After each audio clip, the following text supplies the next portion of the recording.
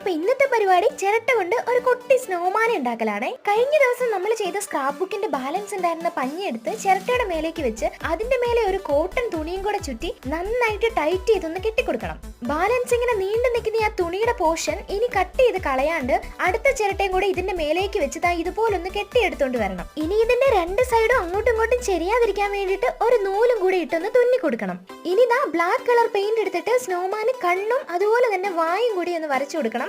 Dot dot ആയിട്ടാണ് ഞാൻ വായ ഇങ്ങനെ വരച്ചു കൊടുക്കുന്നത്. പിന്നെ മൂക്ക് ഉണ്ടാക്കാനായിട്ട് ചെറിയൊരു സ്പോഞ്ച് കഷ്ണം കൂടി എടുത്ത് നീളത്തിൽ ഇതുപോലെ കട്ട് ചെയ്തിട്ടുണ്ട്. പിന്നെ കഴുത്തിൽ ഒരു റെഡ് കളർ റിബണും ചുറ്റി കൊടുത്തിട്ട് പഴയ ഒരു ഷർട്ടിന്റെ 3-4 ബട്ടൺസും കൂടി എടുത്ത് ഒട്ടിച്ചു കൊടുക്കുന്നുണ്ട്. ഇനി നേരത്തെ നമ്മൾ കട്ട് ചെയ്ത് വെച്ചിരിക്കുന്ന മൂക്കിനും കൂടി ഒന്ന് പെയിന്റ് ചെയ്ത് ഒട്ടിച്ചു കൊടുക്കുക. ഇനി സ്നോമാൻ ഒരു കുട്ടി തൊപ്പിയും കൂടി ഞാൻ റെഡിയാക്കിയിട്ടുണ്ട്. ഇത് കണ്ടിട്ട് മനസ്സിലായിട്ടുള്ളവരൊന്ന് കമന്റ് ചെയ്യണേ. ഇല്ലാത്തവർ നമ്മുടെ ചാനലിലൊന്ന് നോക്കിയാൽ മതി.